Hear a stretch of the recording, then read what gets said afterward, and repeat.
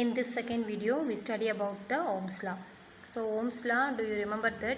So in your lower classes already you studied well. So V is equal to IR. So that is called Ohm's law. Here that Ohm's law can be derived from that equation. So current density equation, J is equal to sigma E. So from this equation we have to derive the Ohm's law. So let us consider the diagram. In this diagram, the cylinder like conductor is present. It can be connected to the battery. That battery gives the potential difference, that is V, and in this conductor the L is the length of the conductor and A is the area of cross section of the conductor, and the current can pass through in the one direction, that is in the clockwise direction, and also electric field is also produces along the direction of the current. So next we have to see the derivation of the Ohm's law. So derivation of Ohm's law. So V is considered the potential difference applied across the wire, and also E is the electric field, and L is the length of the wire, and therefore these three parameters are connected one of the equation, that is V is equal to EL. We are already studied in first lesson, that is unit 1. So V is the potential difference, E is the electric field, and L is the distance. So V is equal to EL. Therefore it can be rearranged, E is equal to V by L also. So already we know that the current density formula, J is equal to sigma E, that is the microscopic value of the current. So Ohm's law. So J is equal to sigma E is equal to, substitute the value of E value, E is equal to V by L. So sigma V by L. So rearrange that, J is equal to sigma V by L. So that is equation number 1.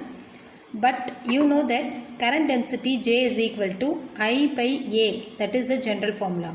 So J is equal to I by A. That is equation number 2. Equate these two equations and you will get I divided by A is equal to sigma V by L. Finally, you have to find out the V value. So V is equal to IL by A sigma. So rearrange that, V is equal to I into L by A sigma. So V is equal to IR. R value, that bracket value, that is L by A sigma. So that is the value of R.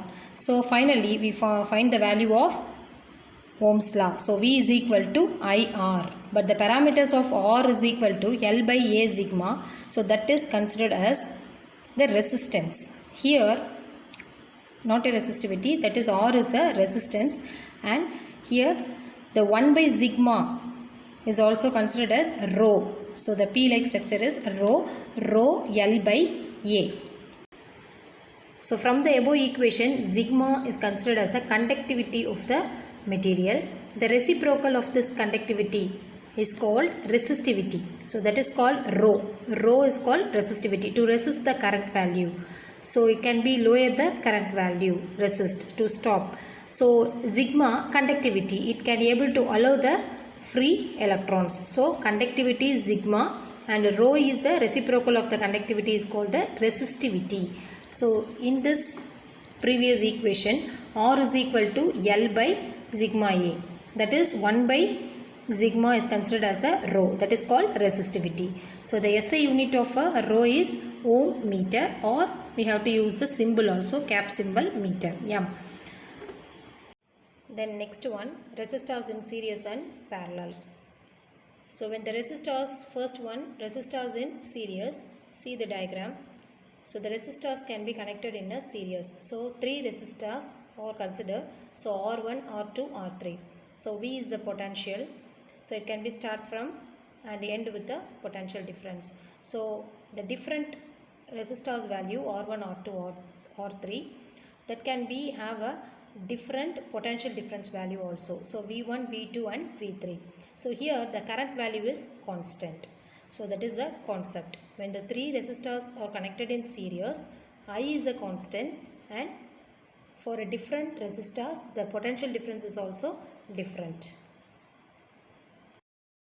So resistors in series, I is equal to general formula for Ohm's law, I is equal to V by R, that can be rearranged, V is equal to IR. So here I is a constant, R1, R2, R3 for different resistors for producing the different potential difference V1, V2 and V3. So here we have to split that. So that is the value of V1 is equal to IR1. So V2 is equal to IR2, V3 is equal to IR3. So we have to find out the total voltage for that. V is equal to V1 plus V2 plus V3. So you have to substitute the general formula on that total voltage value. So already you know that V is equal to IR is equal to V1 value IR1 plus IR2 plus IR3. Then finally you take the common value, that is I value, and cancel to that value. So Rs is equal to R1 plus R2 plus R3. So this is the resistors in series value. Next one, the resistors in parallel. So we have to take the three resistors that can be connected in the parallel connection. So R1, R2, R3 like that. So when the potential difference is also connected to the R value, so it must be the same potential can be produced in all the three resistors, but the current value can be split in the for every terminals. So that is here V is a constant, I vary because of different resistor value. Let's see the derivation of that. Here resistors in parallel. So I is the separate paths for different resistors R1 and R2, R3. So through the resistor the different I values can be formed. Next V is a constant here, that is a potential difference. Then the total current, so the sum of the value of all the current value. So I is equal to I1 plus I2 plus I3. So you have to rearrange the Ohm's law like I is equal to V by R. So I1 is equal to V by R1 because V is a constant value. So I2 is equal to V by R2. Then I3 is equal to V by R3. Then finally substitute the value in the above equation. So above equation I is equal to I1 plus I2 plus I3. Then substitute the value of I, V by R. For I1, V by R1 plus V by R2 plus V by R3. Then take it out the common value V value. So V cancel for each term. Then 1 by R is equal to 1 by R1 plus 1 by R2 plus 1 by R3. So that is considered as the parallel resistor. That is resistors in parallel. This is the formula. So the next topic, temperature dependence of resistivity. So here the resistivity depends on temperature, because when the temperature increases, the resistivity of the conductor is also increases. So for example, that can be, we have to see of the one of the expression. So this expression already they have to derive the scientist and given that. So you have to memorize this expression. So rho t is equal to rho naught into 1 plus alpha t minus t naught. So here I have to explain each one of the terms here. So rho t means rho suffix t. That means resistivity of conductor at T degree Celsius. Next here rho naught, that is considered as resistivity of conductor at some, we have to take a reference temperature.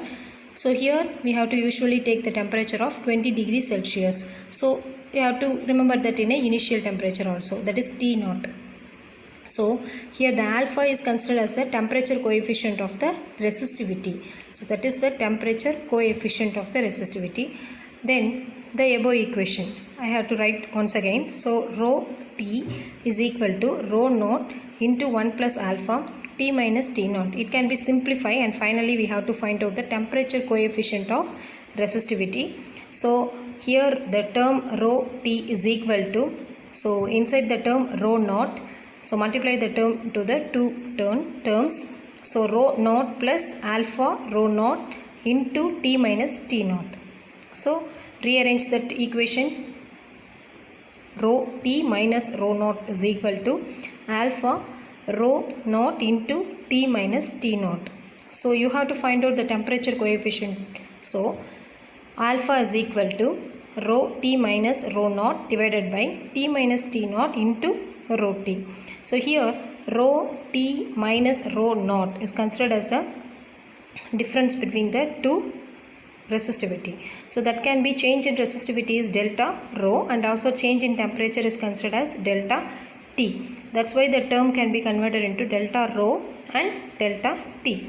So delta rho divided by rho naught delta T. So that is considered as the temperature coefficient. So alpha is equal to 1 by rho naught delta rho by delta T. So that is considered as a temperature coefficient of resistivity. So the temperature coefficient of conductors. So for the alpha value is positive, if the temperature increases, the resistivity also increases. So in the graphical representation, the non-linear region, that is the starting region is the non-linear region at very low temperature. So for starting low temperature, it produces the non-linear region, not in a straight line. Then the third point, resistance is directly proportional to the resistivity. So we have to find out the resistivity in the resistance value. So at 0 degree, that is T degree Celsius. So here instead of rho, we have to substitute the R value.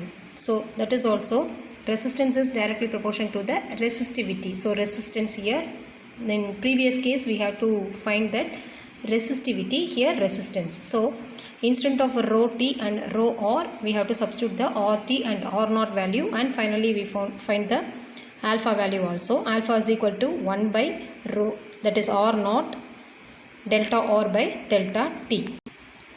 So next, temperature coefficient of semiconductors. For semiconductors, resistivity decreases with increase in temperature. Hence it can be allowed the current is also increases. So a semiconductor with a negative temperature coefficient of resistance is called a thermistor, that is one of the device. So here for a semiconductor, the current value for increases because of the decreases the resistivity for increasing the temperature.